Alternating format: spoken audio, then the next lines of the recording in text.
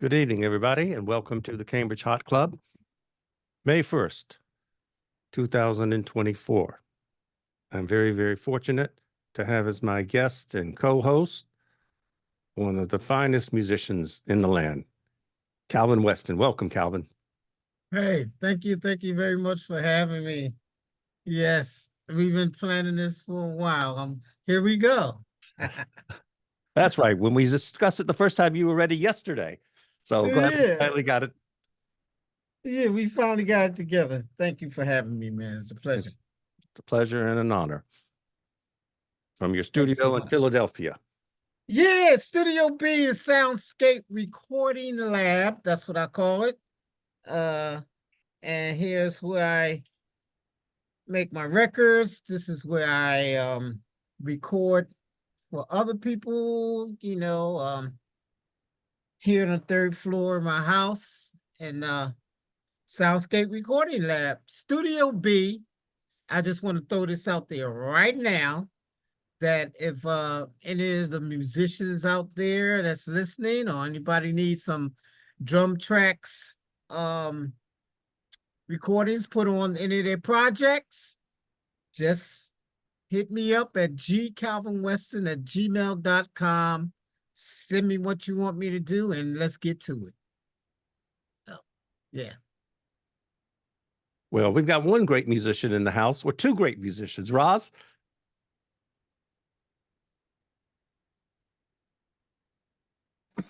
Greetings. Hey. Oh, hey. What's up, Peace, man? brother. How you feeling, brother? Good. I'm feeling fantastic, man. Beautiful, Fantastic. man. That's cool. That's Yeah, cool. yeah, definitely, man. Looking forward to doing something with David Gross coming up, I guess, man. Yeah. Are you on that? Yeah, New Blue, man. Yeah, Yeah, we're gonna be June 12th. June 12th. Yeah. Yeah, June 12th. Okay. Yeah, that's gonna be fun. It'll be You an know, honor, man. Thank you, man. thank you. With Kelvin Bell. Oh, Yes, sir. Yeah. yeah, Kelvin. I talked to him like last week. I haven't Mm-hmm. talked to him or seen him in a long time. You know, me and my wife been married for 21 years. And I met my wife in Poland while I was over there with Kelvin Bell and um James Carter and James Mm. Carter. Yeah, so it was nice talking to him the other day and getting ready for this June 12th thing. June 12th, Yeah, yeah. yeah. It's Cool. gonna be good, man. Much appreciation, man. Yes, sir. Same here, man. Same here. Yes, brother.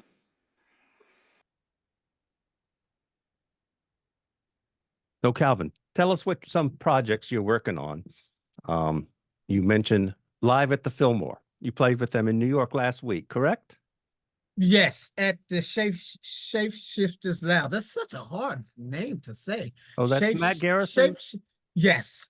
His new Shapeshifters Plus. We played there with the Freeform Funky Freaks with Oh, consist of Vernon Reed, guitars from Living Color and Black Rock Coalition and one of my colleagues since I was 17, Jamaluddin Takuma. And we have a improv trio called Freeform Funky Freaks. yep. And the new album, Hymn of the Third Galaxy, just came out last year on Rope-a-Dope Records that I produced. Um, and we had a ball. We had a ball, grand time, you know. So we looking forward to doing more with that group. Meanwhile, just keep it moving. You know, I'm recording my record here at the studio, at my studio in Philly, Studio B, Soundscape. Uh, basically, it's all improv music. It's just all improv music, and when I do it, I just do one take of everything. I'm playing keyboards, some trumpet, uh, but I have like guest guitar players send me tracks, and I play to the track, and you know, it's going to be on my next record, solo record. So I'm working on that, and I just be working on things every day. Just be up here playing. Sometimes 6, 7 hours I'll be here just playing, creating, you know, staying out other people's way. I'll just be here in the studio. You and Jamaluddin go way, way back. You grow up. Way back since I was 15. Since I was 15, because you know he's here in Philly too. Yeah, man, Jamal go way back, 15, 16 years old. You know. And actually, he's coming to Boston. He's coming to Yeah, Dave Series on May 16th. yeah. He will be there at the church. Yep. Yep, he will be there. So there are few people, local people, other than me and Cliff. And a great bassist is in the house, Mr. Michael Ward. Hey, Michael, how you doing, Michael? Where is he? He doesn't have his camera on. Before we go back to music, if people want to hear anything, whether it's any music, let me know. Got about 6 hours of music. Actually, now it's up to 7 hours on the playlist, but we're not going to be here for 7 hours. You go, Michael Ward. Hey, he says, hello, everybody. I've got lots of questions, but let's talk about Ornette for a couple minutes. Woohoo! Yeah, let's talk about Oh, Ornette. Mr. Takuma introduced you to him.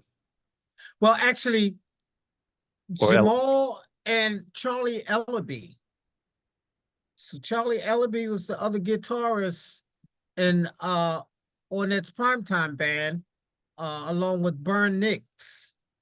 And Charlie Ellaby still lives here in Philly.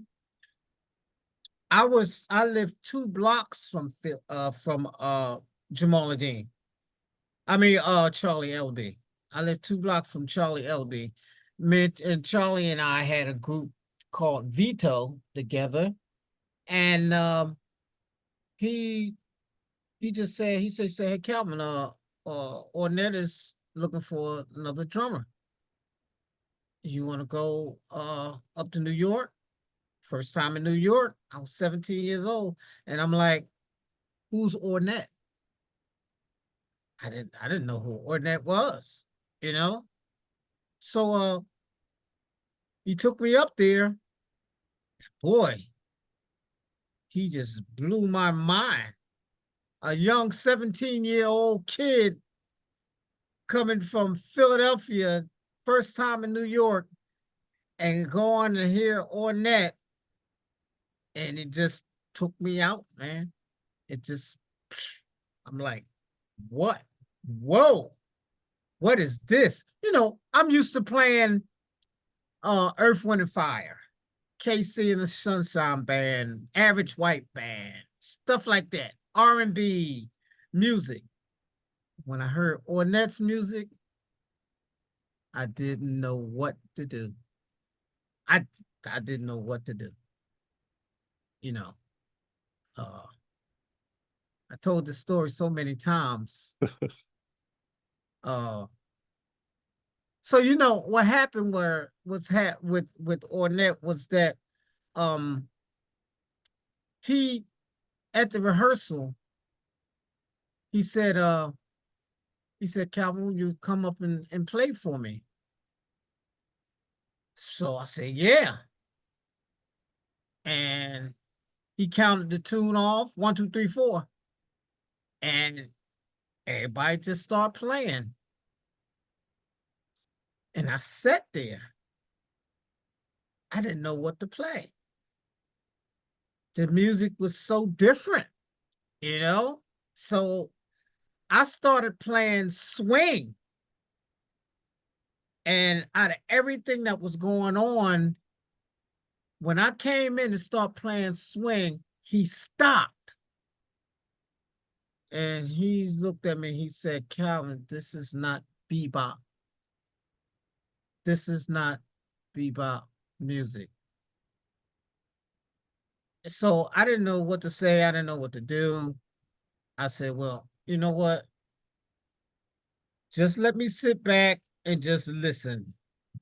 And that's what I did the whole night. I must have played about 5 seconds. I must have played about 5 or 10 seconds. And that was it for the night. I said, listen, Ornette, give me a list of your tunes. So he gave me a list of his tunes. So what I did when I went home, I found every Mahavishnu record that I could find. And I played them night and day because that music was weird enough for me to put into the Ornette's music. Billy Cobham's drumming, Jan Hammer, Rick Lair, John McLaughlin, you know, uh, uh, the violinist, what's his name? Goodman or Jean-Luc Ponty? Goodman, Jerry Goodman. Jerry Goodman. I'm talking about Jerry Goodman days.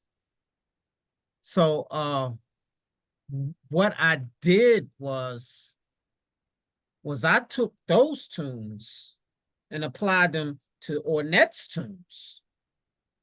The melody, Billy Cobham's drumming, John McLaughlin's drums, guitar solos, John Hammer's solos, all the solos, and I just put them all that rhythm into a drum beat.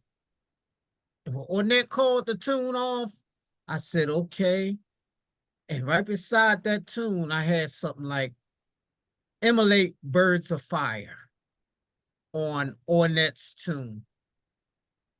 And when he's counting his tune off, I start playing Birds of Fire the best way I knew how. All the stuff mixed up in there, everything, and fast lines and everything. And Ornette looked at me. I played through the whole tune. And he looked at me and said, oh, that's good. That's good. And I was like, what did I just do? Okay, here is what I'm going to do. And every tune he called, I had a Mahavishnu tune written down next to it. You know, some of his tunes was fast, real fast. And I would play something slow, Mahavishnu tune to what he's had go on. And he enjoyed it. He said, okay, do you got a passport? I said, no. He said, get one because we're going to Europe in 3 weeks. And we rehearsed and we rehearsed and we rehearsed. And I found out that the key to his music is to improv around his melodies that he played. That's why that's why I'm so heavy into improv music, along with other, music, but so heavy into improv, you know. It's straight emotion. That's Ornette. That's Ornette right there. So I got the gig, did the 3 albums of Human Feelings, Version Beauty, and in all languages. Those are 3 records I did with and toured with them since I was 17. To when I was 19. So straight out of high school. Matter of fact, I didn't even finish high school. I didn't. The music teacher failed me too. The music teacher failed me because I wasn't coming to school. I was going to school. First 2 periods was music. I went to the music class, and then after that, I left out of the building and went to a rehearsal hall and just practiced till like 4 o'clock. So my parents would think I went to school, but all the time I was at the rehearsal hall. Yeah.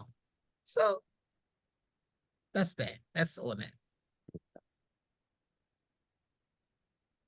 Any music you'd like to hear right now, Calvin? Let's take a little talk break and we can go to Mahavishnu, go to Ornette, or Go to who you want. I'm following you. I'm following your lead. okay. So let's go to Papa Joe Jones. Do it.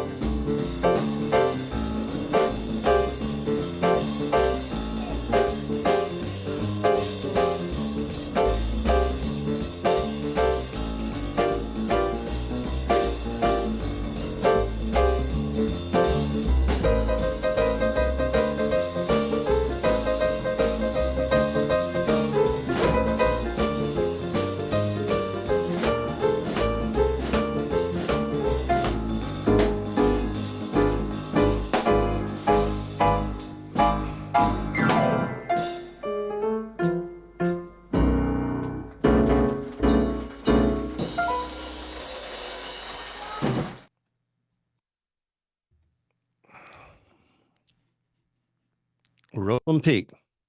Papa Joe Jones. Any comments on that, Calvin? You're muted. Mute. Can you hear me now? I hear you loud and clear. Yep. Okay. No, I was actually trying to play along with it. No, I like the way it was swinging. Ting, ting, ting, ting, ting, ting, ting, ting, ting, ting, ting, ting, ting, ting. Yeah, I like that. Yeah. I was trying to play along with it. So I've got queued up now your record. Big Tree. You want to whoa. introduce this? Calvin on Quinto. Oh, that one? Ah, that's cool. Or I haven't whatever heard. you want from that record.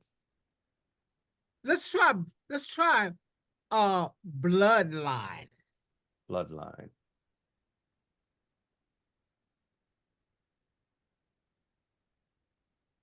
Not sure I got that. Let's see. Really? But you can play anything you want. Go. Okay. Go for it. We'll do Calvin on Quinto. Then I'll look for Bloodline. Okay, cool. Here we go.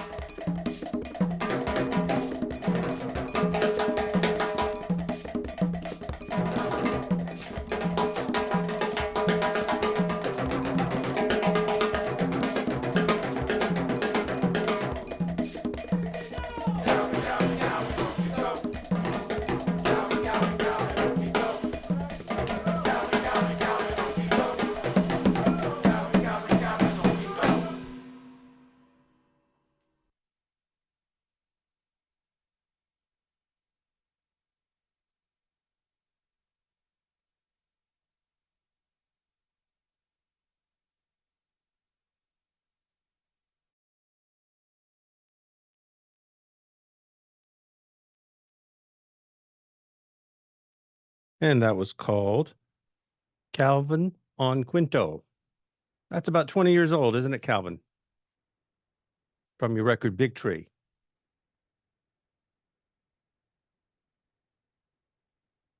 You're muted, Calvin.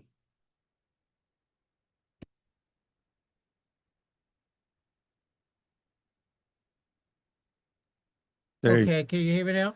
Here you good. Yeah. Mm-hmm. Yeah, that, yeah. I did that here in my house also. The bass player named Tom Spiker, he had like a little mobile recordings uh station, and recorded the whole album right here on his little mobile thing. So that was so crazy because we had like microphones hanging from the ceiling. The room wasn't insulated. He was in the hallway recording while we was in the other room, and he played bass, so he had to turn the recorder on and then run back in the other room and then play the bass on the tracks, then run back out and turn it off, save it, and all that kind of stuff. So yeah, that was over 20 years ago. That was really over 20 years ago. So that's how we did that record. I remember doing the horn section. I had the horns sitting in chairs with couch cushions in between them to try to insulate the sound from the horns, from the mics. Yeah, so that's how we did it. We had to use what we had. You know what I mean? That's it.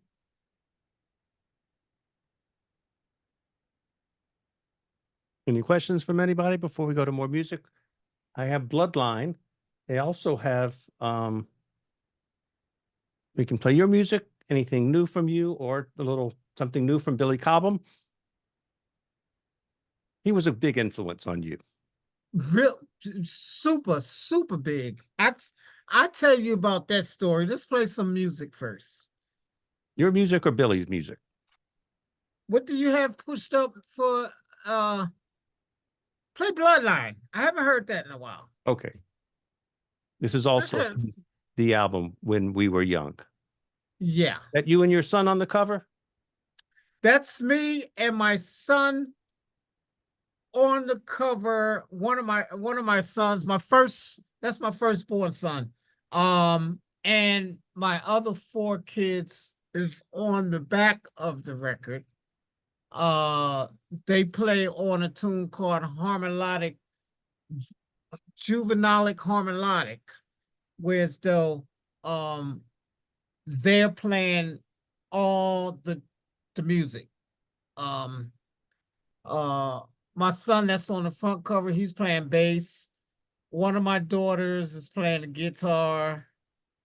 Another one of my daughters is playing the bongo, and my other son is playing the drums. And this is that song was done. It's of course it's all improv, but that was the last song that was done because they had they was bearing with me because actually I raised four kids by myself.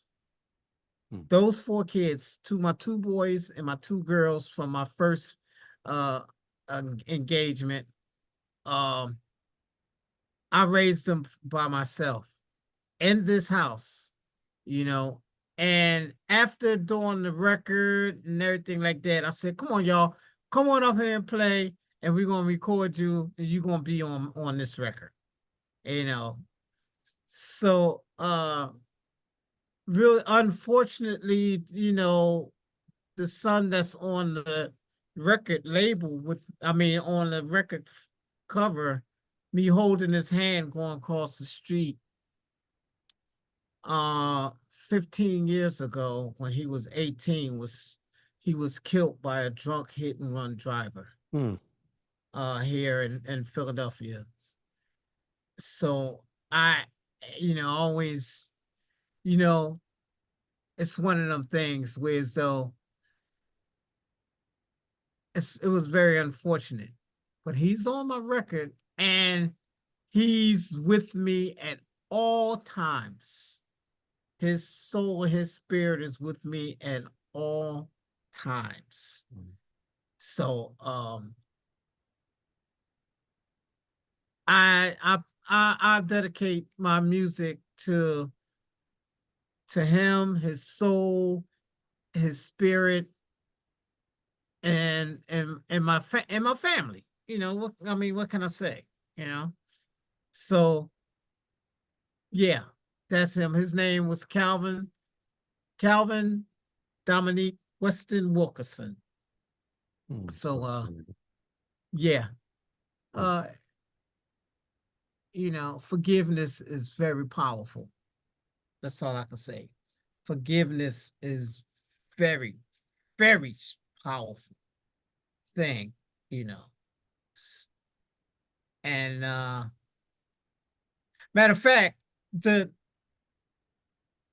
tree, the bush that I'm replanting today is in memory of him. 15 years ago, I bought one, put it in front of my house. It grew every year except for this year. And because of the other weeds that was growing in there, it killed the tree. So I'm getting a new one.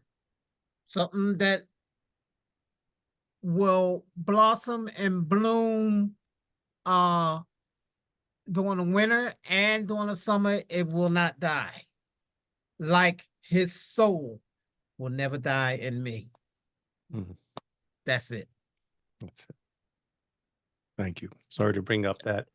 No, it's good for me. Yeah, It's good feeling. for me. Yeah. It's actually good for me. I tell you why it's good for me.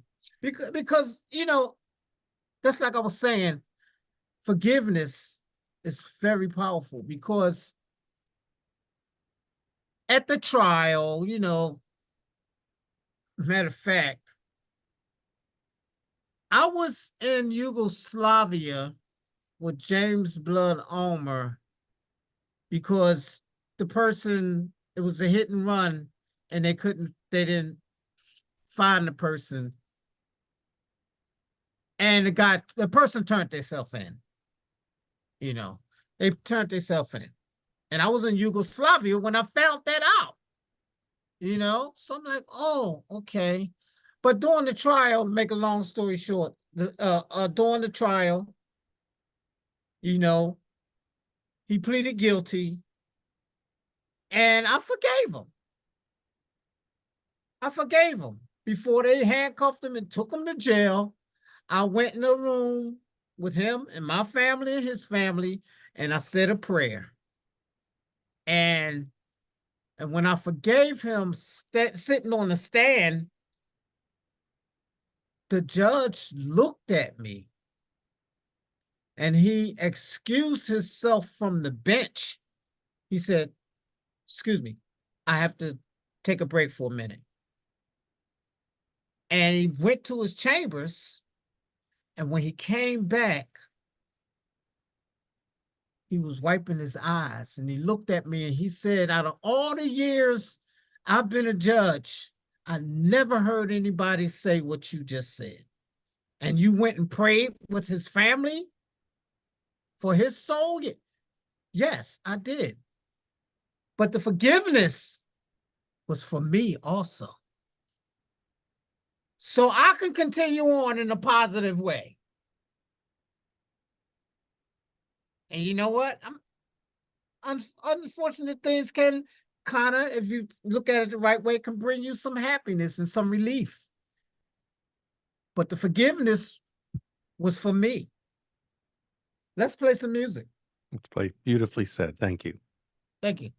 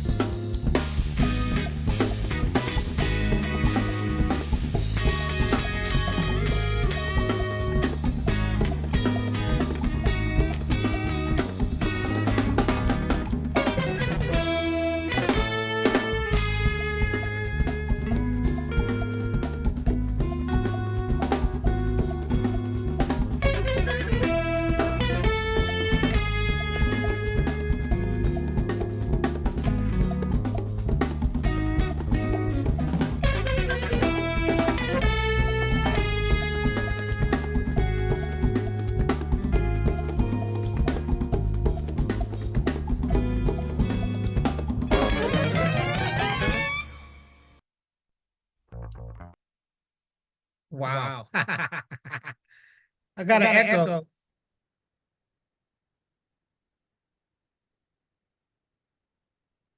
Echo should be gone. Echo, echo is gone. Is it? It's Yeah, gone. echo is gone. So what the reason why I wanted you to play Bloodline is because that melody was inspired by two people, Ornette Coleman and James Blood Almar. I mean, if anybody can hear it, Yeah, you know, sure. that was inspired by them. Yeah, that melody, because Blood was played like that a lot. You know, that's got that lick from him. You know, and from Ornette. So I just put it into like it's my own melody, but the phrasing of it, you know, I got it from them two. Yeah. Any questions from the audience? I don't see anybody. I see Yeah, somebody their names, but yeah. We did get a request for some Ornette. Cool. Let's play it. Let's go with it. We'll do Virgin Beauty. Uh-huh. How's that? That's fine. See, And- because you know what, I'm gonna tell you something right now, is that not unless I go on YouTube and Oh, you know and pull it up or something, I don't listen to this. I I don't listen to it. Any music that I've played and did before, you know, I really don't go back and listen to. You know, I don't know why. I just don't. You know, now unless I say, oh, let me go on YouTube and listen to this. And then when I do that, I get an idea for when I come up here in the studio to emanate something around that. You know. So yeah, play it because I don't know which one you're gonna play, and then I can elaborate on it. okay.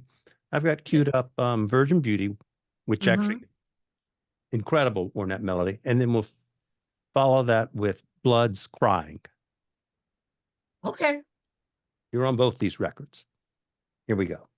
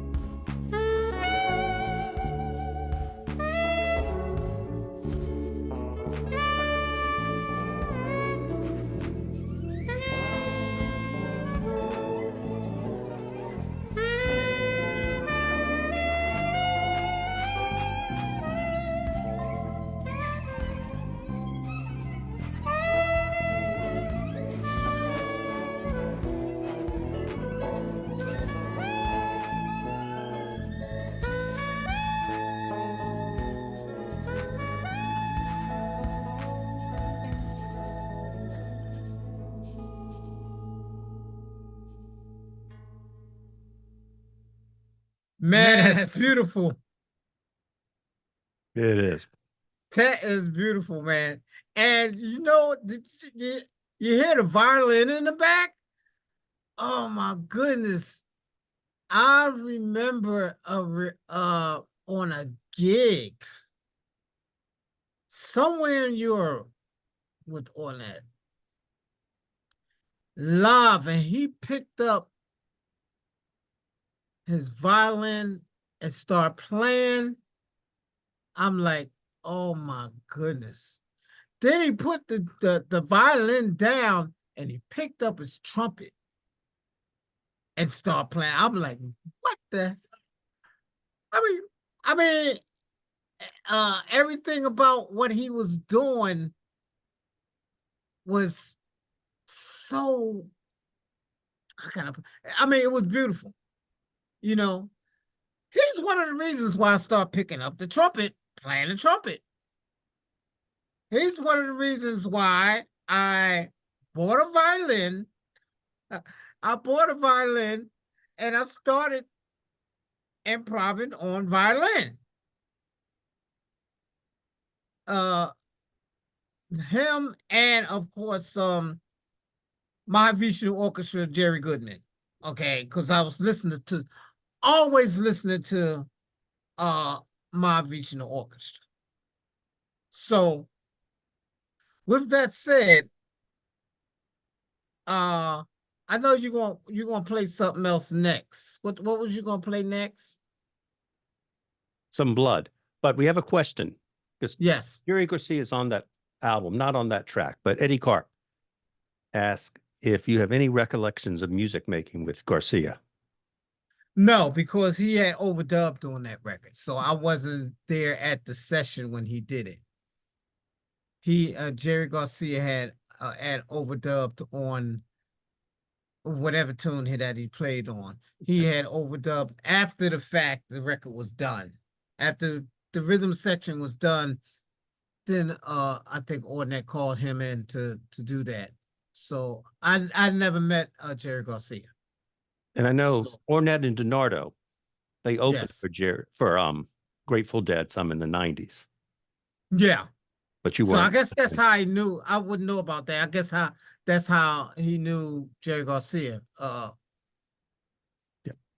But it's so many people that knew of Ornette Coleman.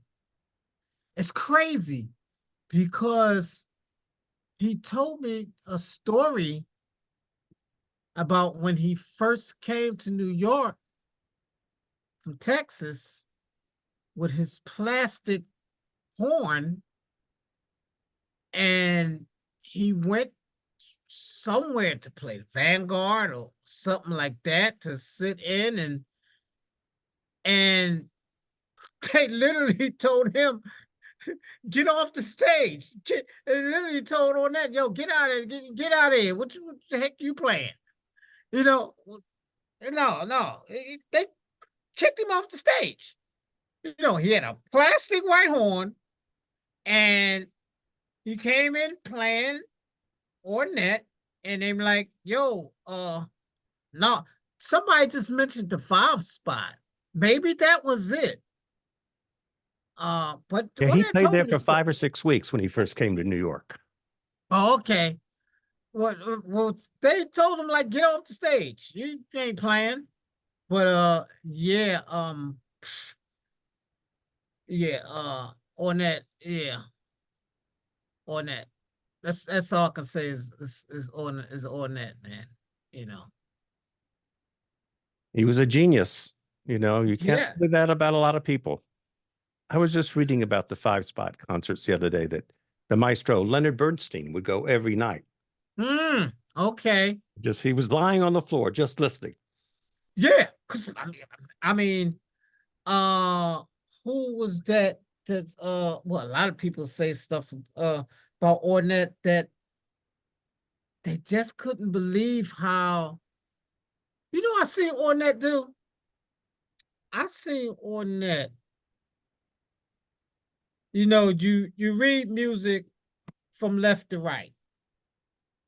You write music from left to right, right? I've seen Ornette write a piece of music, play it all down, and then take the paper and flip it around.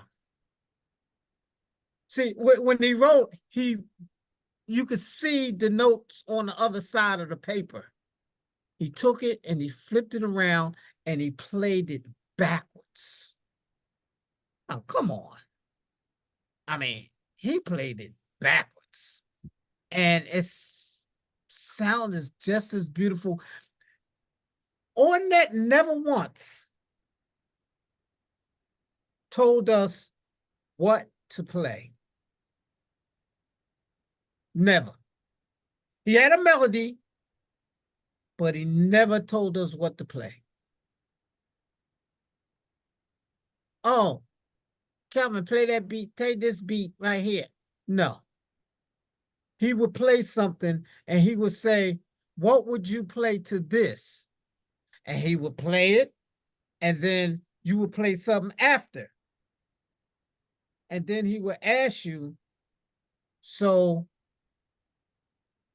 what made you play that? Why did you play that? And man, he would take you through it. I mean, you know, when we rehearsed, tell you, we literally rehearsed at least 10 to 12 hours, 10 to 11 hours a day. Now, it's only 12 hours in a day. You know what I mean?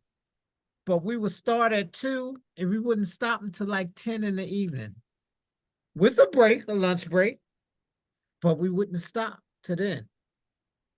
Okay, fellas. Okay, everything's good. Everything's good. And we all stayed at his house. He had a school on Rivington. Anybody know that? He had the school on Rivington. He had the third and the fourth floor of this school. And Jamaluddin, myself, Charlie Ellaby, we stayed there. Vern Nix had his own spot. Donato had his own spot, but we stayed there. So we slept there. And when we got finished done rehearsing, Ornette would go to his room and he would still be playing. He would still be playing, writing music. And if he was playing something and he recorded something, he recorded all the rehearsals. I recall one night, it was like 12. I'm laying down. Oh man, okay. Let's go. I'm going to sleep now. Ornette comes tapping. Hey, Calvin, listen to this. I want you to listen to this.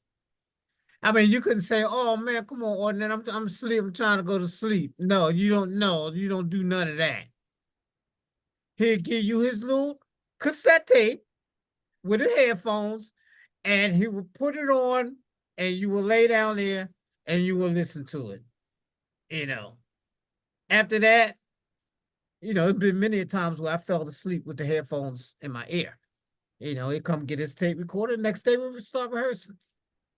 You know, beautiful, beautiful, man. Absolutely beautiful. What we got next? Well, shall we go to Blood now or more Ornette? Let's go with Blood, because that's a whole different story there. Totally. From the album Black and Blues. Crime.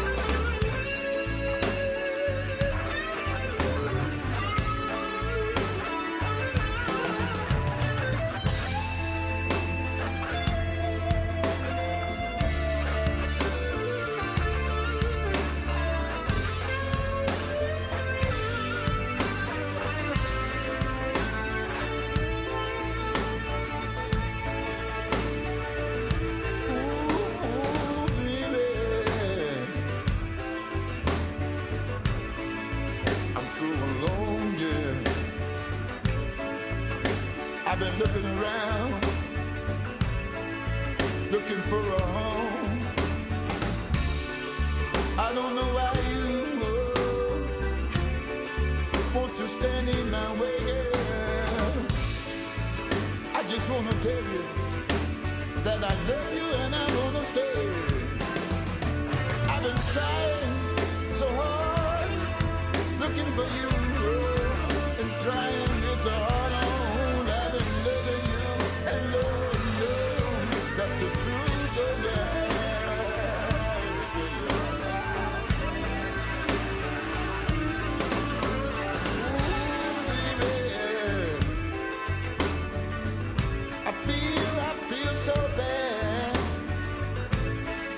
I just want to tell you that you're the only love I have. Oh, you know I've been telling you and waiting for you, girl. And I just don't want you to go away. Ooh, ooh, ooh, baby. It's been so hard, you know. I've been trying, and I've been telling you why. I've been trying, oh Lord, Lord, I've been trying to change,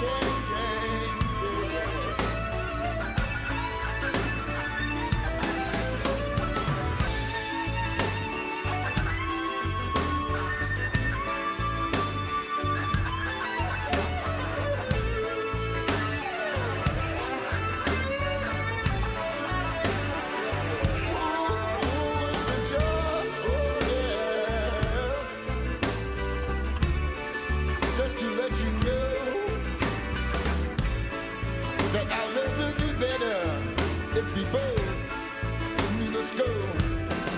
Cause I've been telling you and trying, girl. I've been waiting and I've been praying just to see if our love was true, true, true, true, true.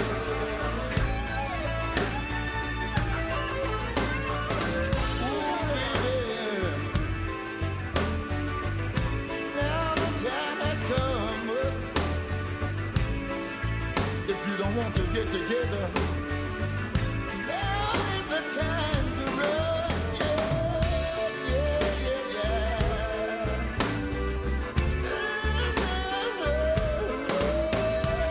Let me tell you right now, so I've been waiting and I've been praying.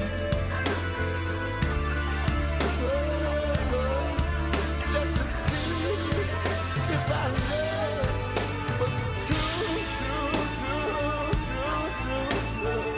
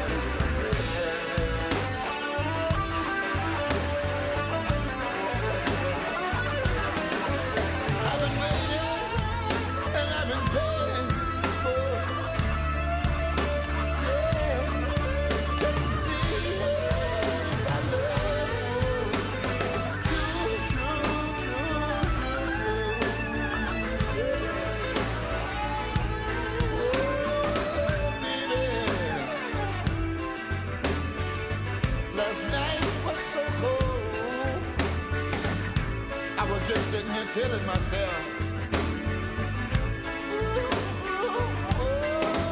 it's a job, yeah. Just to let you know that our love will be better if we both knew let's go. Girl, I've been telling you and trying to girl, I've been waiting and I've been praying just to see if I love you. True, true, true, true, true.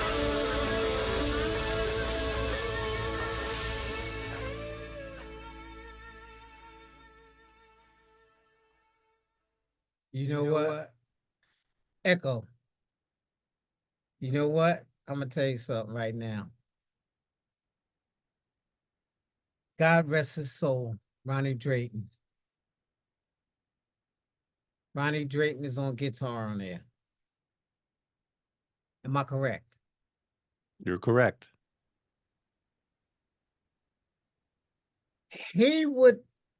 Ronnie Drayton was the only guitar player that Blood would use as a second guitar player during the early days. Then came, Vernon Reid when he moved on to his other thing. But Ronnie Drayton was basically on all those sessions with us. Now that's Black and Blues record right there. Yep. That was later. That wasn't the CBS days. Correct. Yep. Mm-hmm. That wasn't the CBS days. Now, Japanese label. yeah. Kazunori Sugiyama, who recorded. Kazunori, yes, Kazunori. Yeah. So I'm talking black rock. I'm talking freelancing. And Rough Trade. My first record with Blood, Are You Glad to Be in America? Black rock. And I know Amin Ali is on that record also, bass player. He's the son of Rashid Ali. Yep. I talk to him every day because he's in Philly. Every day, sometimes 10 times a day.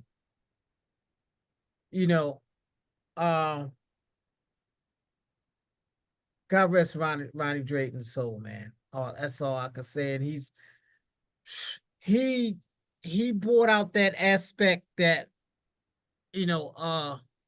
Blood couldn't do. Blood wasn't an effects guy and bending notes and harmonics and all that kind of stuff. Ronnie Drayton really filled that guitar stuff really up, really well. And on live gigs, he traveled with us also. But the early days of black rock and freelancing, those were the real rehearsal days with Blood. Now, let me tell you about Blood. After Ornette, this is how I met Blood. At an Ornette Coleman's rehearsal, here come Blood walking in. I didn't know who Blood was. So Ornette, Blood asked Ornette, "Oh, who's that drummer right there? Who's that drummer?" Calvin West. Okay. So Blood had got my information, and Ornette had moved on to something else, and I started playing with Blood when I was 19 years old. And at that time in Blood's group, Blood also had two drummers, which was Ronald Shannon Jackson and myself. Yeah, Ronald Shannon Jackson was on Are You Glad to Be in America's album. After that, Ronald Shannon, he formed the Dakota Society. So I was the only drummer. Now with Blood's rehearsals, it was quite different. Long though. There was long rehearsals also. But when I first went to Blood's house and rehearsed, we called it the dungeon. we called it the dungeon because it had no windows. No windows. You couldn't see outside. There's no windows. We just had fans in there blowing up with for air circulate. And Blood, I sat down behind the drums, and Blood said, that snare drum right there, take it and sit it over in the corner. And I'm like, okay, cool. And he said, okay, see them cymbals? Take the cymbals and sit them over there with the snare drum. And I'm like, to myself, okay, what's gonna happen? What am I do? What am I do? He said, now, you're going accent on the hi-hat, which was acting as my snare.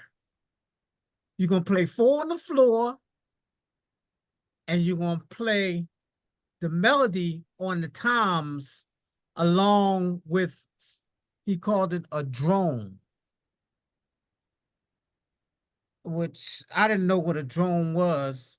A drone is just like a steady hum, you know, so like a hum.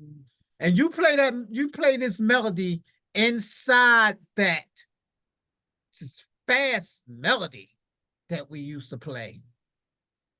And you keep that drone and you keep that 4 on the floor and you just accent on the hi-hat. I had to figure it out. You know, if you listen to any of the like Black Rock and Freelancing, you would hear what I'm talking about. And we rehearse 9-10 hours a day also. Yeah, with Blood. I have Blood's High Time and Hijack from Freelancing. You remember those? I know you don't. High Time, yeah. I remember High Time, yeah. And Hijack. Yeah, I remember those. You want to play them? They're right here. Sure. Hook it up. Okay. High Time. Okay.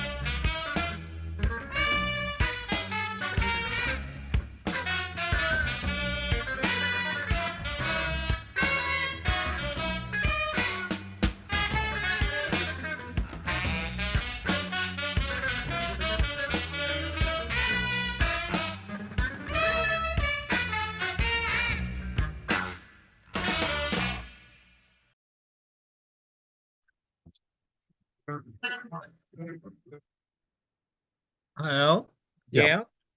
So you hear what I'm talking about Absolutely. with the accent and with the accent on the snare and the hi-hat and the four on the floor with the drums playing Tom's playing the drum. Shannon Jackson, God rest his soul too. I learned so much from him, you know, when we played together with Blood, you know. And from when I first got with Ornette, because I took Shannon's place in Ornette's band in prime time. Yeah, so that's what I was talking about with Blood, you know. And he's still going strong today. And I'm still playing with Blood. Still playing with Damu. Still playing with him. And we're doing the Vision Festival in New York. And we also doing the Detroit Jazz Festival coming up soon. God willing, you know. Yeah. Trying to make it down to the division. Not sure Detroit's in the cards, but Yeah. So you try to make it to the Vision Festival, huh? absolutely. Been Oh, many, cool. many times. Oh, great. Yeah. Yeah. Yeah. God bless William Parker. Did you ever play with William? William Parker,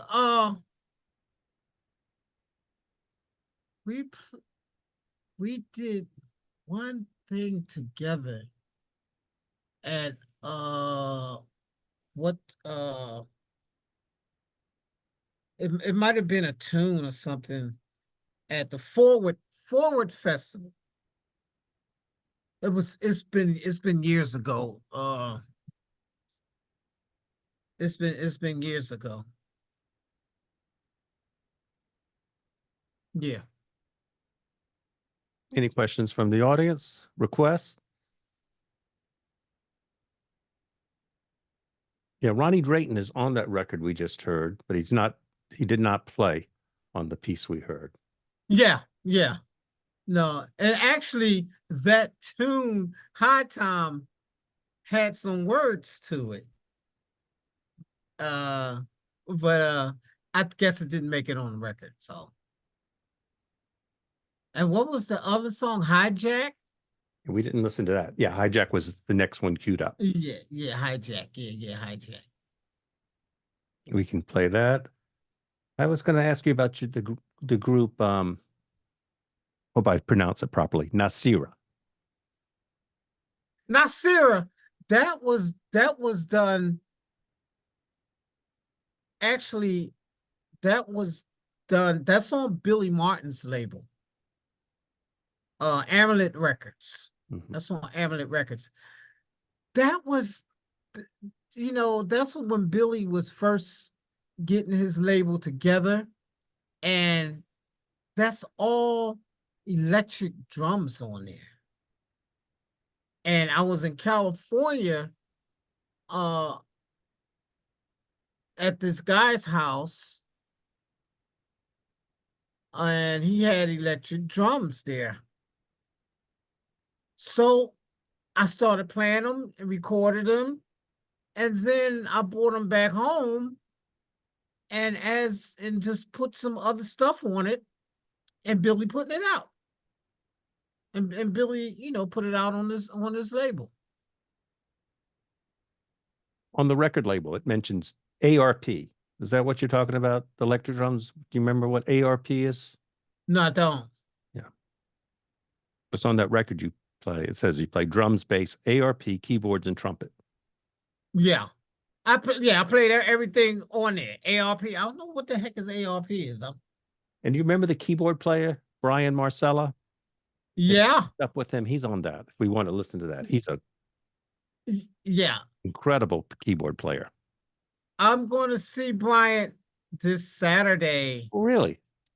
He's getting married. And he's having the biggest extravaganza up in New York. I mean, whoa. The list of musicians he has that's going to play at his wedding is going to be phenomenal. Wow, I bet. That's right. And he did that incredible record about another Philadelphian, Hassan. Have you heard Brian's record on Hassan? No, I haven't. Hmm. Cause we toured together with John Zorn's Bag of Tales. Hmm. Where though I played in a trio with John Medeski and David Fuzinski. Oh, David's doing a special show this weekend in Boston. Well, Dave lives here. Yeah, yeah, Oh, he's yeah. We and we also have a record supposed to be coming out. Don't know when. It's called Fire Jelly. We have a group called Fire Jelly, but the Bag of Tales is compositions written all by John Zorn. And that record is out now on John Zorn's label. It comes in some kind of package. Yeah, John Medeski Trio. Yeah. So yeah, the next thing you could queue up. and I have the Zorn with you and Rebo somewhere. Asmos Diaz Asmodeus, yeah. That with Trevor Dunn on bass. mhm. Yeah, that's pretty wicked. That's a pretty wicked record there too. Yeah. That's pretty wicked. Yeah. Oh yeah. So yeah, whatever you got queued up, cue it up. Then I want to tell you how I met Billy Cobham. You know, freaked me out. But I'm so glad I did. At the time when I did. It's crazy. What you got for me? Well, before you, okay, we'll talk about Billy next. The Zorn piece is Yezriel. Okay, so that's with Mark Rebo and Trevor Dunn. Yeah. Mm-hmm. Okay, yeah. Mark's bad on this. Okay.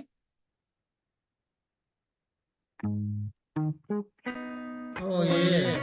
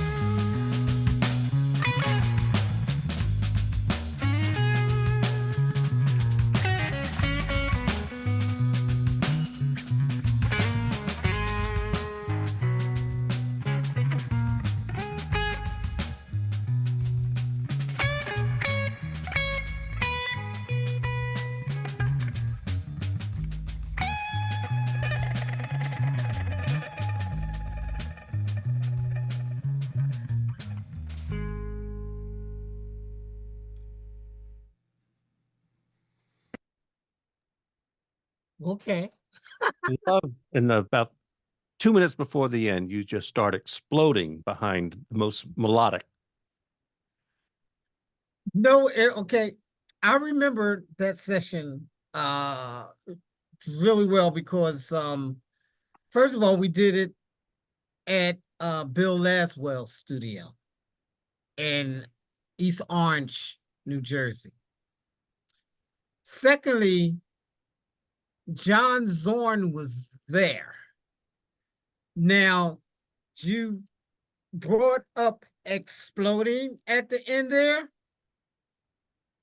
John Zorn was sitting in the middle of us three directing dynamics. Now, if anybody want to know what directing dynamics was, that's why I went and I exploded because I was looking at him and he was going like this, like just go, just go. That's what that meant. Just all over the place, just go. And then when we came down, he was like, you know, he was directing us, all those little explosions that you hear me do outside of the beat, staying with the beat, is directed by John Zorn. Even the little ones, he'd go like this, he'd go like this. He have signals, That's what that was, So that's that. Incredible. Theodore has a question for you, Calvin. Yes. Didn't Shannon have a rehearsal room in the music building on 8th Avenue? 584 8th Avenue. I'm not sure of that. Because after Shannon left Blood's band, he formed the Decoding Society. Now, who would know that question is Vernon Reed, because Vernon Reed was in that band along with Melvin Gibbs, I think it was. And so he would Shannon Vernon Reed would know that. I don't know. So sorry. Probably did, but I don't know.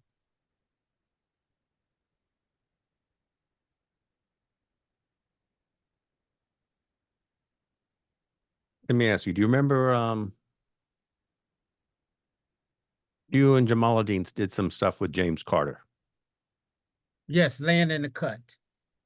Yep. And And actually Rebo's on one of those too. Yeah. Mm-hmm. Yeah, Rebo's on that. And plus I was gonna mention Mark Rebo, Mary Haverson, James Jamaluddin and myself. We have a group called the Young Philadelphians. Yep. Yeah, so that's a hip band. Yeah. So yeah, doing the music of Philly International and other artists in a Rebo-ish kind of way. Yep. We played it melody and we'll go out and we'll come back in. So yeah, it's very cool. You went to Tokyo with him, with that group. Yes. Yeah, I've yes. got that record. Oh, okay. They made me with 4 arms then. The picture on the album cover, right. I have 4 arms. Uh-huh. I'm like, what? Yeah, well, okay, cool. So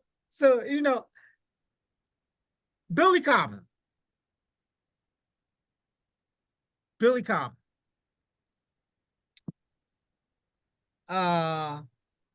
Guess I was in my early 20s with James Blood Omer.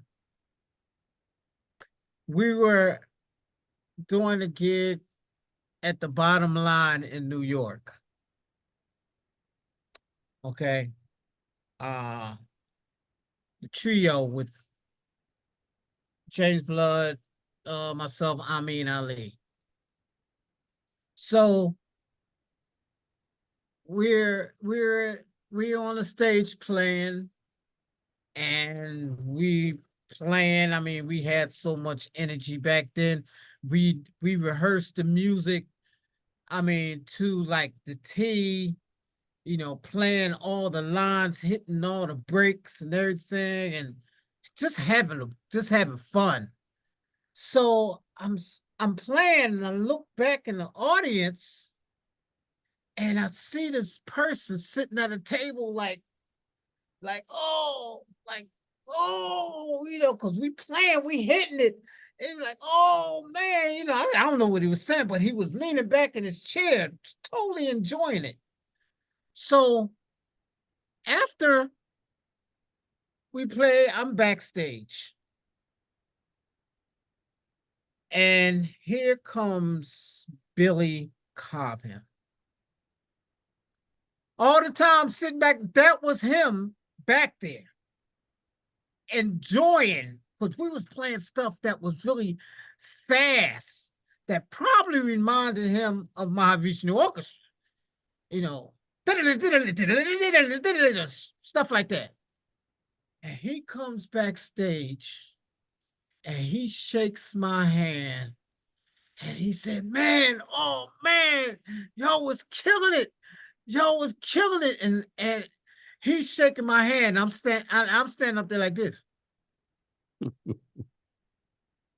Saying in my mind, that's Billy Cobham. I mean, and he loved it. He loved what we was doing. That's all I can do was say that. I don't even think I said thank you. All I could do was say, that's Billy Cobham. What? That's Billy Cobham.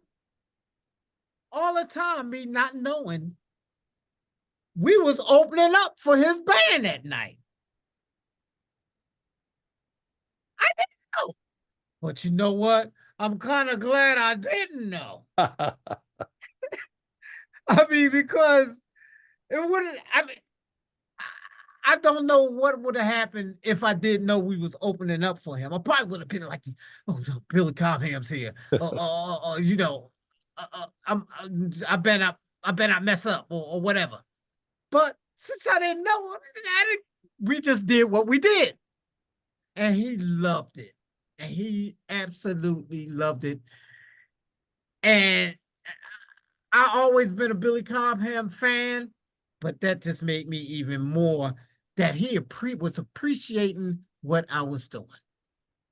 And then a couple years later at the North Sea Jazz Festival, I'm walking through the parking lot at the North Sea Jazz Festival, and who do I see? Billy Cobham. Billy Cobham pushing the stroller with his daughter. I think his daughter was like 2 years old or something. And he said, yo, Calvin, I'm playing over in tent C or tent D or something like, come on over. I was like, okay, Billy, I'm for sure I'm coming in. And when I came there, he was on the stage, and I walked him to the stage, and he said, listen, just sit right here. And I was like 5 feet away from him, sitting, just watching everything he was doing. He said, no, sit right there, just sit right there. Okay. Just took me out. Fast forwarding, Billy played here at the Ardmore Music Hall a couple years ago, on his 75th birthday. I gave him a plaque in appreciation. I gave him a plaque. Billy, thank you, for your inspiration, stuff like that. Okay. Now, a couple years ago, he came back to the Ardmore Music Hall. I went. He invited me. Oh, well, I was doing sound check, he told me to come on stage. I went on the stage. He got up off his drums and he said, "Come here, sit down." I'm sitting down behind Billy Cobham's drums and I'm just sitting there, right? And he looked at me and he picked up the sticks. He said, "There go the sticks right there." I pick them up and I start playing his drum kit. Oh my goodness, Lord. You talking about perfectly tuned drums. I mean, and then when I went around the drums, I hit the bass drum. And when I hit the bass drum, I was no more good. I was no more good. Where you go? You still there? I'm there. Yeah, well, come on. Oh, I'm big on this. You switched it up or something? Not me. The maestro behind the scenes, Mr. Bodermeiser. Somebody did. I see Dave Bryant is online. Yeah. So anyway, that's how that went. And it was the kit that he played on the Warning album. That blue kit with the different signs all over him. If you look at that kit, that's the kit, the Tama kit that he had and that I played. Yeah, fantastic. And I still chat with Billy, on through Messenger on Facebook. I sent him a message. He sent a message back. That's so freaking cool. I'm also in touch with who actually helped me build my studio here with just advice was Narada Michael Walden. Oh, wow. Yes. Nice. When I first started my studio, him and Poogie Bell. Poogie Bell played with Marcus Miller, write music for Lauryn Hill. And they gave me a lot of advice when I first started building a Soundscape recording lab, and I talk with Narda sometimes, I listen to a lot of drummers. I take their advice, and it just seemed to just work out,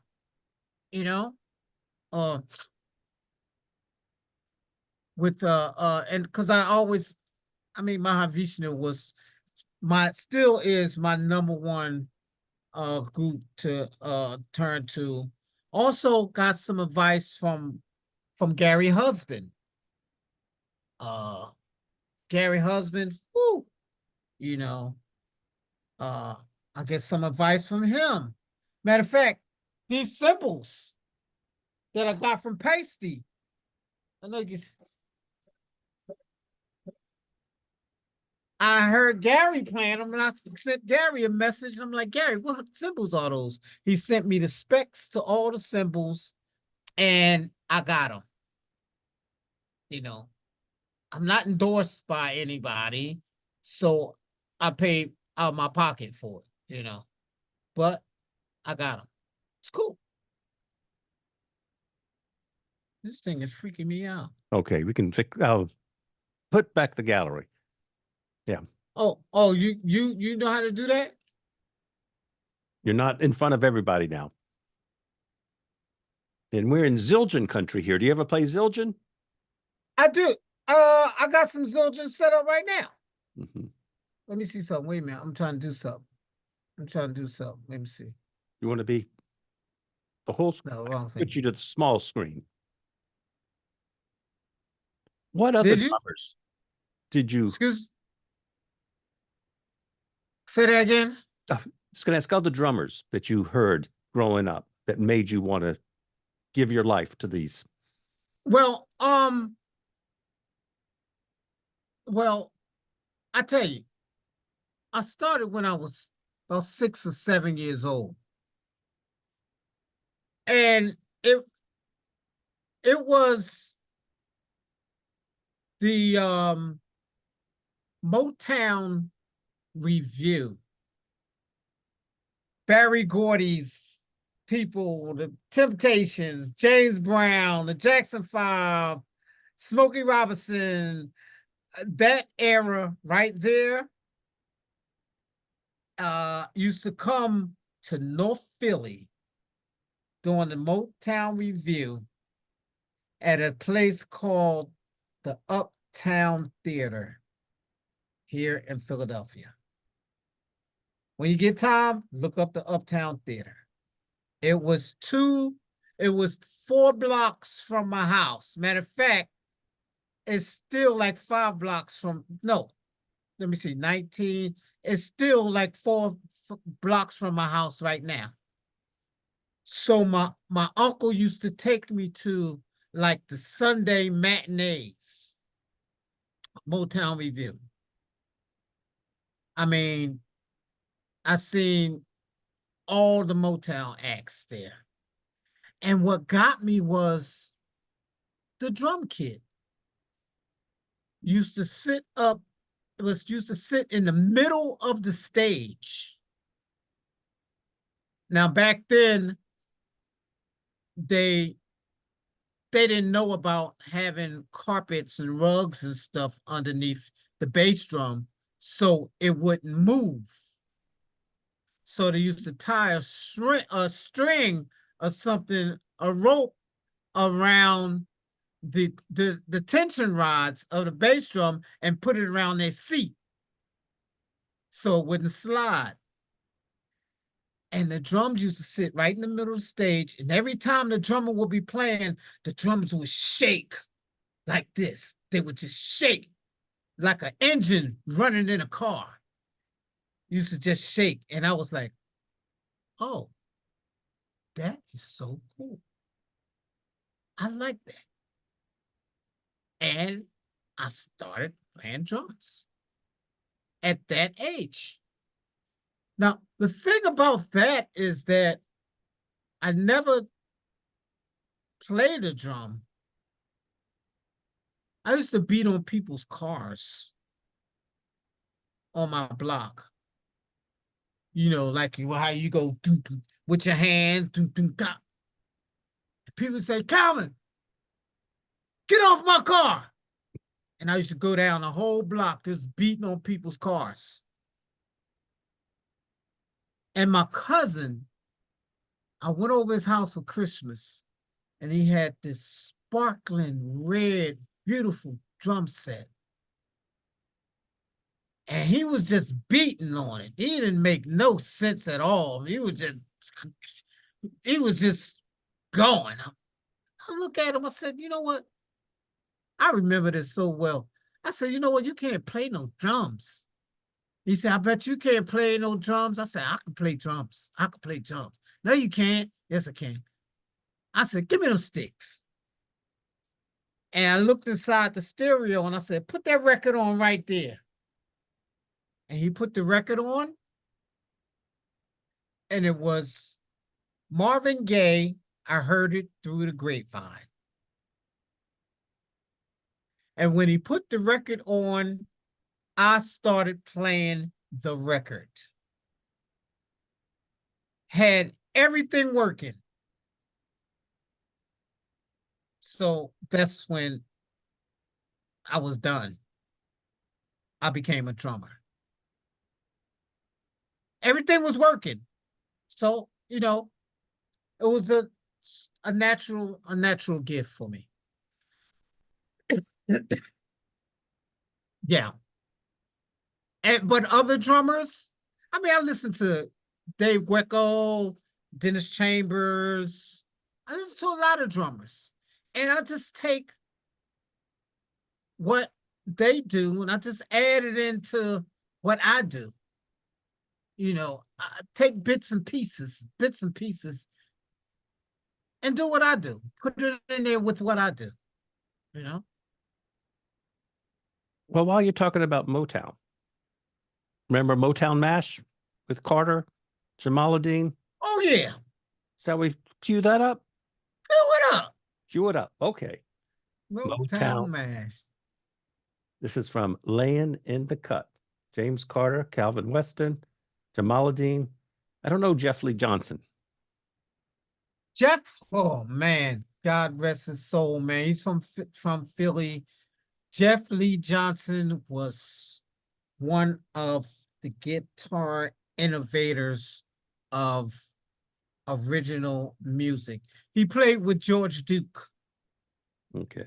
He played guitar with George Duke.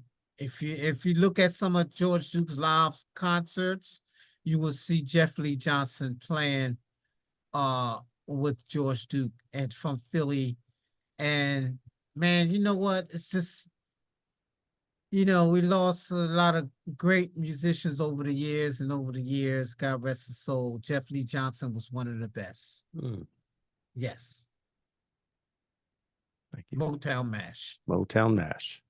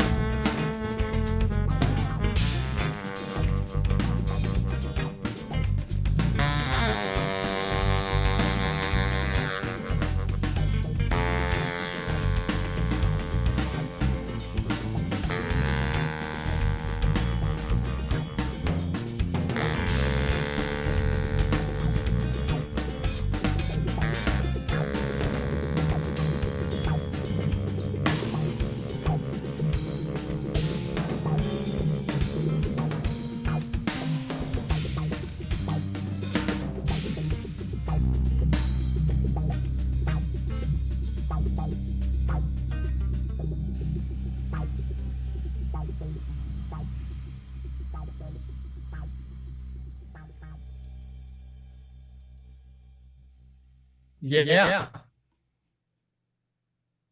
Echo. Yeah. Yes. Jeff Lee. James Carter. I'll tell you, James Carter, very, very strong player. Very strong player. Can you hear me? Can you hear me? If I shake my desk, it does all sorts of magical things. So Yeah, well, that's good. So, James Carter, very, very strong player. Also played with George Adams. George Adams, James Blood Armor, Amin Ali, and myself in a group, group and an album called Phalanx mhm. that we toured. David Murray is another very strong player, which though I played in the group, the World Saxophone Quartet with them. Yeah, so I just hope to in which to continue doing what I do, and I tell you, I have no complaints at all. I have no complaints. I'm loving doing what I'm doing. And I'm giving thanks to finding this talent and also to the people in the audience that I'm playing with, because I get my energy from them. I don't care how many people are in the audience when I'm doing live performances. I always say it's not how many people are there, it's who many people was there. It don't, I put out 100+% every time I play with whenever I play, because I have to do what I can do when I can do it. Um, I'm playing with this group now, doing the music of the Allman Brothers. I'm loving it. I'm loving it. Freeform Funky Freaks with Jamal and Dean and Vernon Reed. I'm loving it. Everybody that I'm playing with when I'm in my studio here and doing music, it's what I do. Now I met this guy. This is what's is so fantastic. And then I'm gonna go. When I first started this studio, I was like, okay. And it was during the pandemic. It was during the pandemic too. I said, okay, now I got my mics together, everything, all that. Now what? So I'm sitting on my couch. I'm sitting on my couch. It's about 2 in the morning, listening to music. And I get an email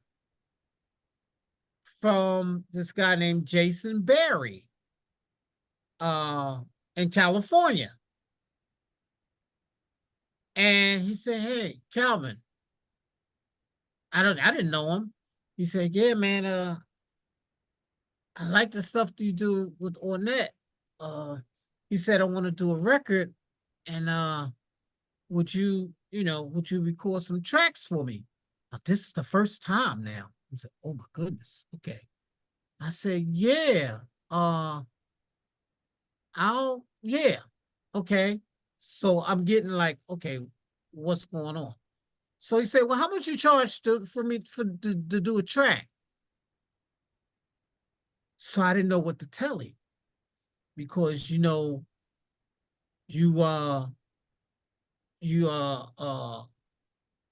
tell somebody a price, they be like, oh no, that's too much. And then you tell them something else, and then you say to yourself, oh man, I should have charged more, So I didn't know what to do. I said, throw a number out there. And he said, okay. He sent the track. I went upstairs the next day, did the track, sent it back to him. He liked it. He said, okay, I got 8 more tracks for you to play on. I'm like, oh, yeah, okay. Since the pandemic, I did 3 albums with him. The 4th one is coming out this year. And I did 2 with his wife. Not knowing that this was going to actually take off like this. So I've upgraded the studio where I get really good tracks. I get a really even tracks. The drums really sound good. So I say this again. If anybody need tracks done on their projects, send them to gcalvinweston@gmail.com. Okay? You even can call me at 267-939-6341. And we can discuss some business and let's move on forward. Bill, I thank you for having me on your show. And send me the transcript. I sure will. And thank you so much. It was great. Thank you. Great show. Thanks to audience. Thanks to audience. The chat with I see 40 people. Oh, wow. That's fantastic. Hey, y'all. God bless you all. And stay tuned for more from G. Calvin Weston here at the Soundscape Recorder. Hey, Mary. All right. Ciao. Thank you. Thank you. God bless. All right. God bless. I think I'm going to seg now. Ross Hammond. We're going to go to some music with you and Ross Hammond. All right. Song. Yep.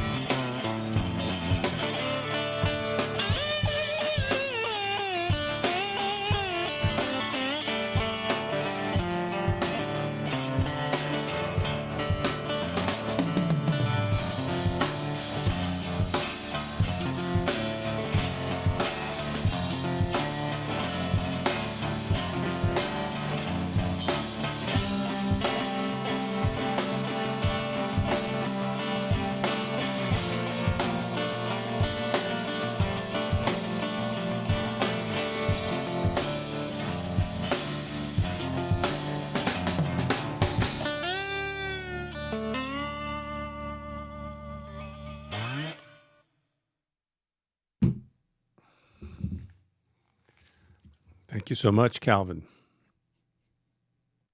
So much. That was a duet with Calvin and the guitarist Ross Hammond. Got a little bit more time. We're going to go to back to the Black and Blues records by James Ulmer.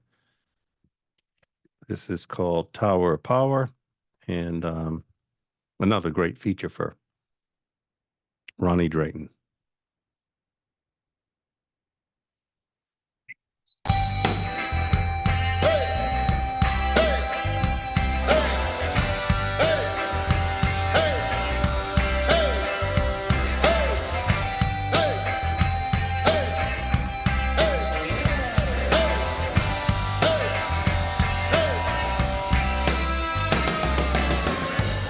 Sitting on a tower of power,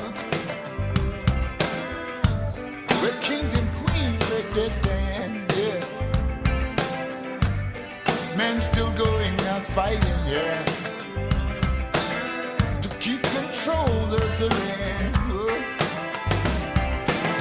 There ain't no peace at this time, yeah. But until the people change their mind, yeah, there ain't no reason. Oh no, no. You got to live just as come and freedom grow. Live just as come and freedom grow. You got to live just as come and freedom grow. You got to live just as come and freedom grow. On a night when you look out, the stars are shining bright in the sky above. People are standing in crowds, oh yeah. Everything seems so peaceful here for a while, and you know the power comes from up above, and you know that it's love. All thinking of there ain't no reason. Oh, no, no, no, no. You got to let justice come and freedom grow. Let justice come and freedom grow. Oh, let justice come and freedom grow. You got to let justice come and grow. Young man rapping about trouble, yeah. Love and money is the same. Oh, keep saying people are dying from hard time. Everyone here, oh, keep on trying. Yeah, but there's something wrong out here. Ooh, the people in power have no fear. There ain't no reason. Oh, no, no, no, no, no, no. You got to let justice come and freedom grow. You got to let justice come and freedom grow. You got to let justice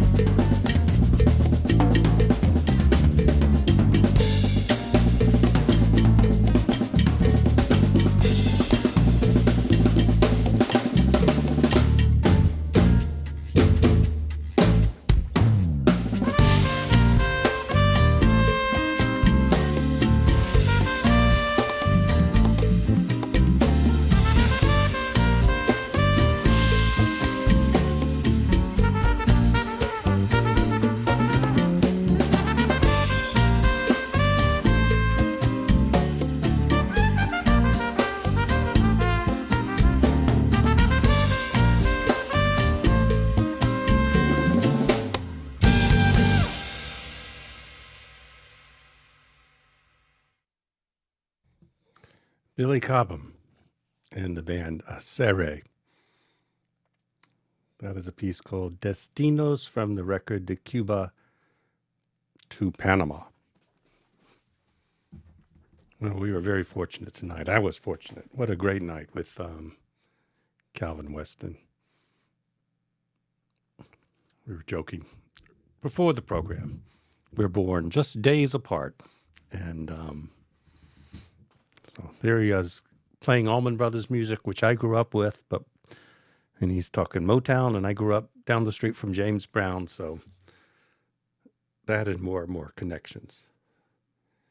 And before that, we heard Tower of Power and James Blunt Elmer. We did not talk about Jamaluddin, and I think, so let's listen to, and bless this man. We didn't talk about Nawa music either, but let's go to Jamaluddin's record, Nawa Soul Experience. We're going to listen to that. And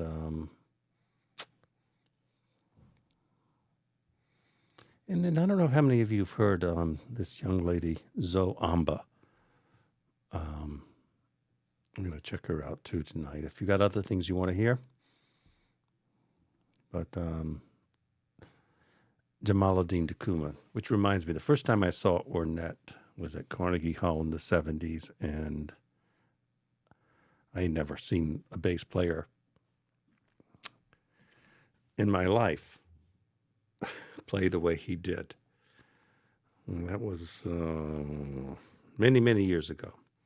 And for a handful of people from Boston, Jamaluddin Takuma will be with Dave Bryant here 2 weeks from tomorrow. It's called the Third Thursday Sessions. And my next hot club is Bob. My guest will be Bob Mover. Just like Ornette said, we don't play bebop. Well, Mr. Mover is one of the great bebop interpreters, great musician. He'll be with me on May 22nd. And I see Mary Curtin's still in the house, so maybe she'll convince me to do a program on Jamaluddin on the 15th. Let's see if I have time. But if any of you have a chance to hear any music from North Africa, the Nawas, and Ornette played with them too in Morocco, and Archie Shepp and many others. But let's go to Jamaluddin right now.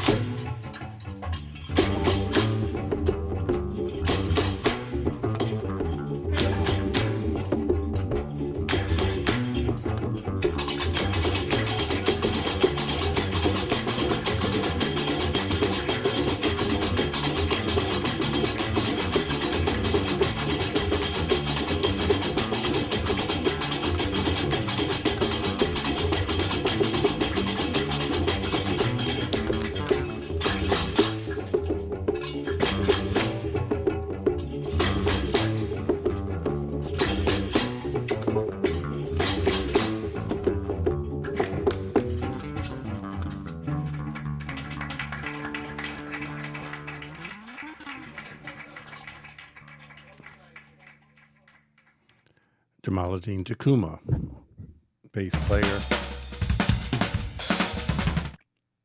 Sorry about that.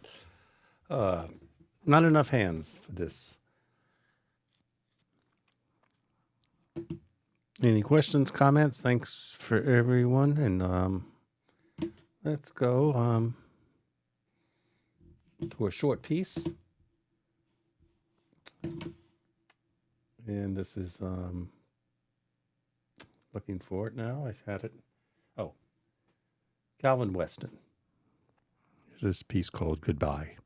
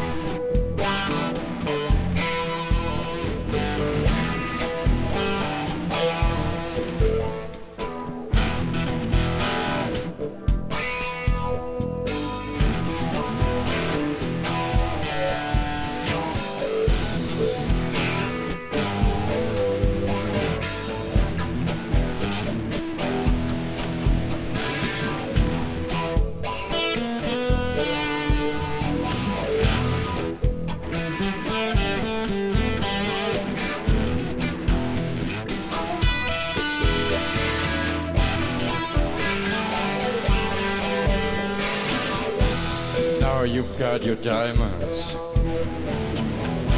and you got your pretty clothes and the chauffeur drives your car. Everybody knows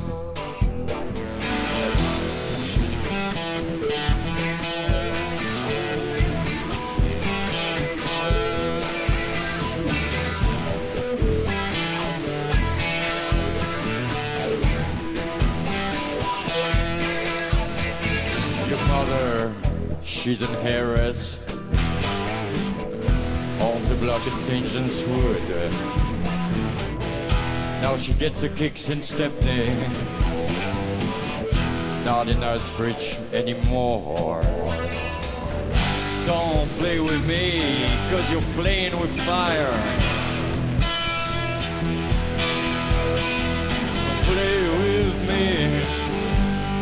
playing with fire. You old man took your diamond. Now the tires score. Now she gets the kicks. Not anymore. Don't play with me, 'cause you played with fire. Don't play with me, 'cause you played with fire.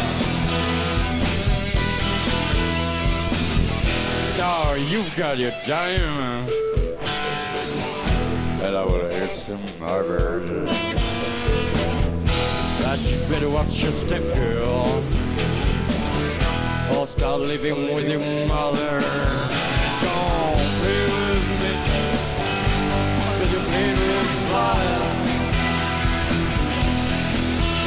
Don't play with me, 'cause you played with fire.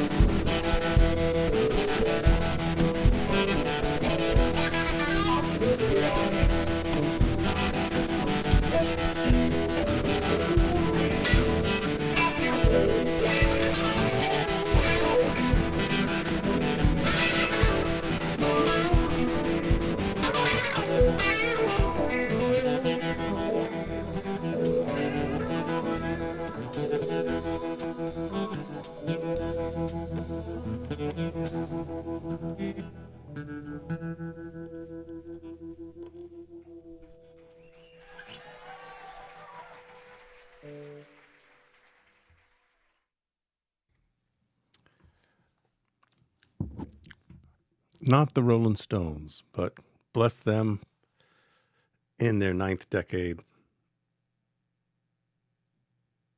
Still doing it. That was James Blodomer and Rudolph Berger. I put the record in the chat. Well, thanks, everybody. Thank you, Cliff Bodenweiser, and the audience here. We got a few more minutes before I close up, but we do have a request for Birds of Fire. From Play with Fire to Birds of Fire. And like Calvin, yeah, Mahavishnu in the mid-1970s and all of us in our age group, yeah. Title track from Birds of Fire. Thanks all. Have a good night. See you in 2 or 3 weeks. Right.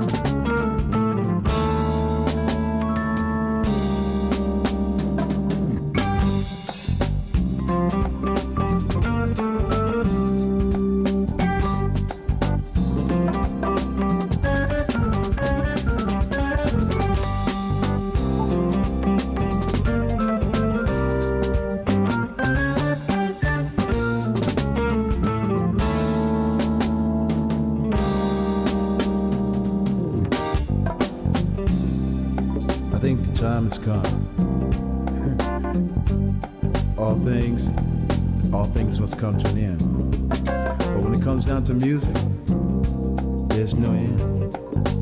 It keeps going and going and going. We all have a destiny, and we all look for a way to go. My brother, hold my hand.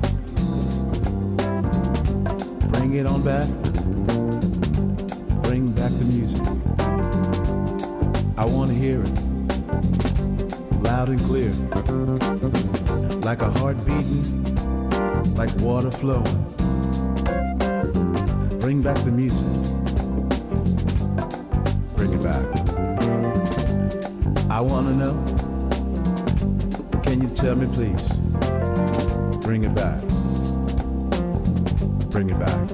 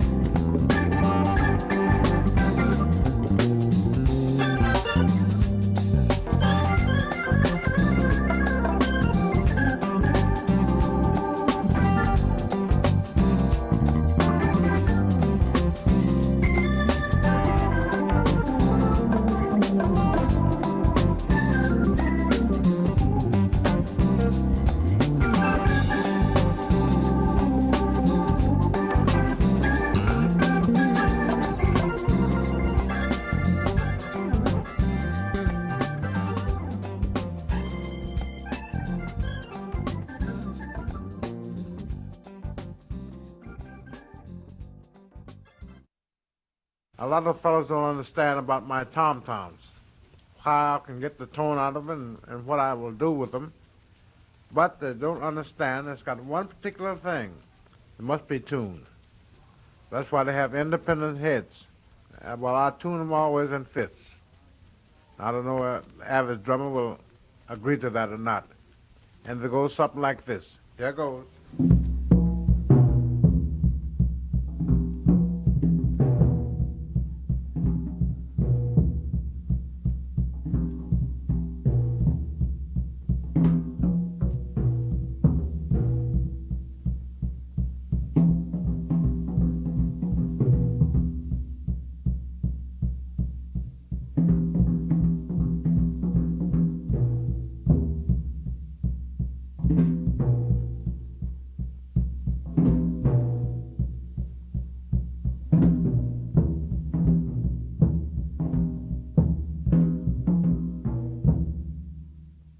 Now we'll try the shell work, and then over to the block, and then up on top. It's what I used to do with King Alva long years ago.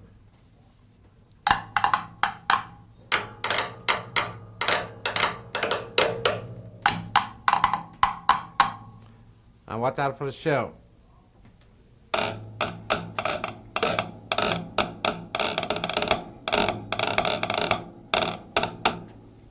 Where you vary the tone, if you want to go heavy, you get the heavy part of the stick.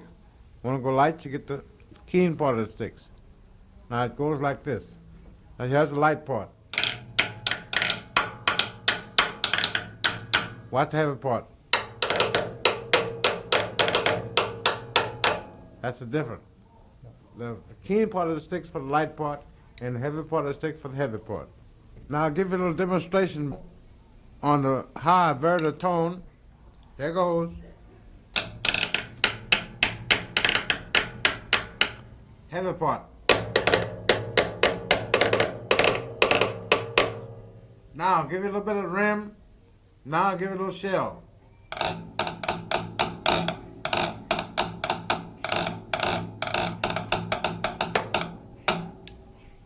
Now I'll give you just a little bit of wood block.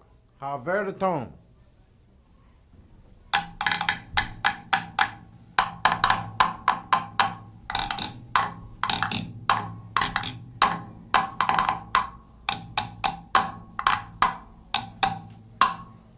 The heavy tone, I close the sticks up, put them up for the heavy part. And for the light, I bring them down to the end.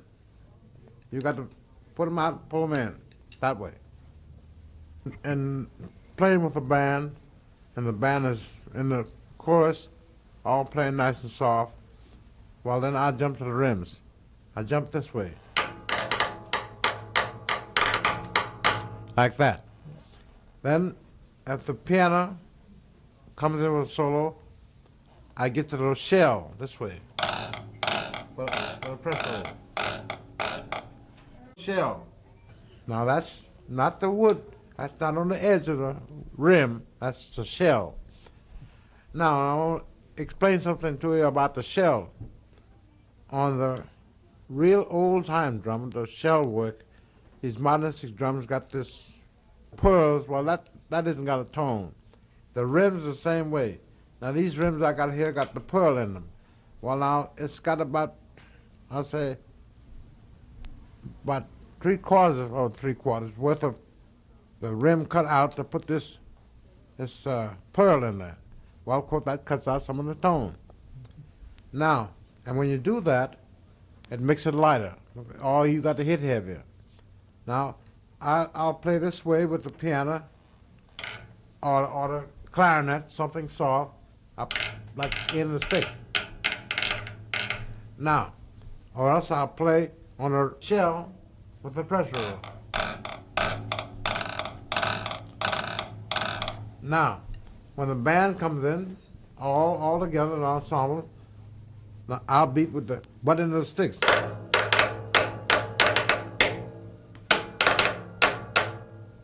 That way. You see? In other words, you have to be thinking all the time. You want to be thinking to do something different to make the band sound different. Now, I do all those demonstrations, what I've done there, is different times I use them in a band. And quite natural, it makes the band sound different and better. Because there's nothing harsh, no loud beating, and it softens the band down and make them all play soft, and those things comes out. But otherwise, they won't come out. And if you think that they're going to play loud, you take the bullet and the stick and beat the rims like this. I like that, you see? Yeah. And makes a contrast all the time. You change it all the time, and still it sounds good. I just wish that drummers would even do that. Because, Bill, you can't drum just sitting there drumming. You got to think. That's what you have a head on your shoulders for, and that's what you got to do with it. You got to do the work.